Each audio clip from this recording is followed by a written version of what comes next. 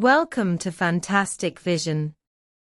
Please subscribe us before you watch today's video.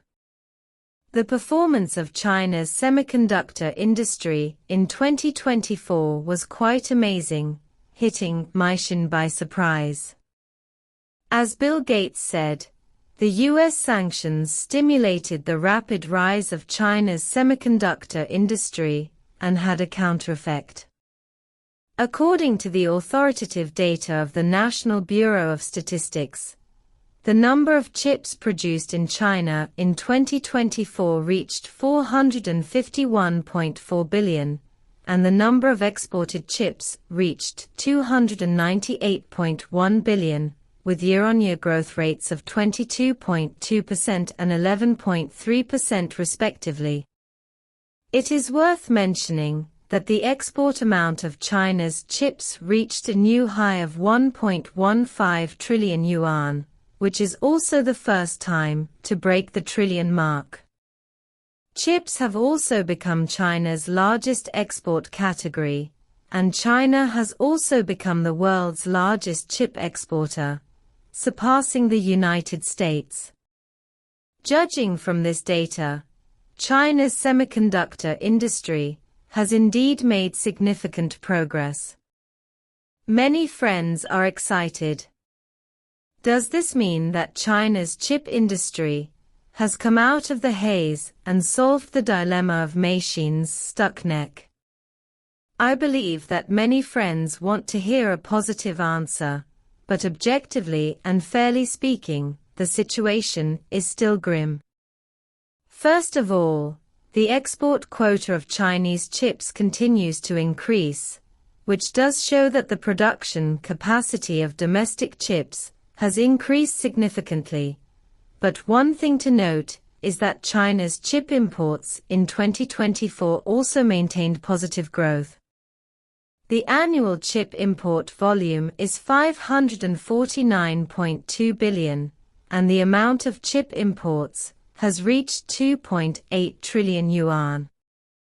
By comparison, you will find that China's dependence on chip imports is still quite high.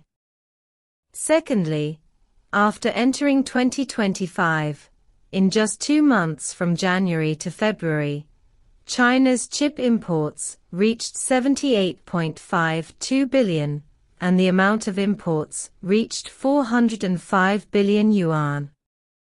Among all the categories of imported goods in China, the proportion of chip imports has increased a lot compared with last year, from 13.5% to 15.2%. What does this show? China has not yet solved the problem of stuck neck in chips, and its dependence on chip imports is still high and very high. The sanctions on US chips are mainly aimed at the field of advanced chips. From EUV lithography machines to advanced AI chips, as long as they are leading technologies and equipment, they are not allowed to be supplied to mainland Chinese companies. Without these necessary equipment and technologies, China cannot achieve independence in the field of advanced chips. Therefore, most advanced chips still have to rely on imports. For this part, the United States can bid at will. After all, China has no way. Traditional chips are mature chip manufacturing technologies that are widely used in electronic products, such as automobiles and washing machines. These chips, as core components, support the normal operation of electronic equipment. Statistics from the U.S. Department of Commerce show that nearly 2/3 of traditional chips in U.S. chip products are manufactured in China, and the coverage even extends to some defense industries. The United States is in an awkward position, unwilling to see the rapid development of China's chip industry, but also reluctant to give up high-performance chips produced in China. Experts point out that China's dependence on exports to the United States has continued to weaken in recent years.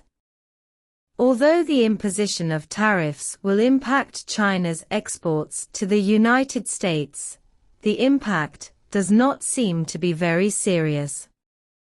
This matter has not yet been officially decided, because the U.S. export control measures on the chip industry are not aimed at traditional chips.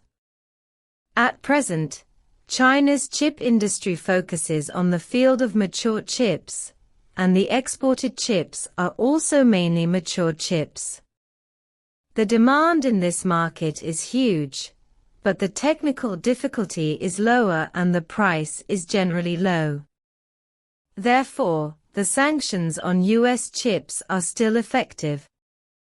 At least they restrict China's development in the field of advanced chips. Without advanced chips, there will be no major technological breakthroughs in AI or other cutting-edge technology fields, which is also a headache. China's chip exports have exceeded 1 trillion for the first time, ranking first in the world. But the gap of 2.8 trillion in imports reveals that advanced chips are still stuck in the neck. How can China's chips break through under the shadow of U.S. sanctions? Aircraft carriers have been built. What else can stump the Chinese? From breaking through mature chips to conquering cutting-edge technologies, every step hides the code to break through.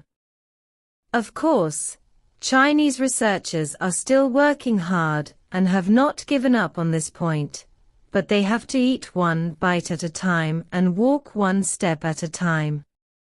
There is nothing wrong with solving the self-sufficiency problem in the mature chip field first, and then overcoming the technical difficulties in the advanced chip field.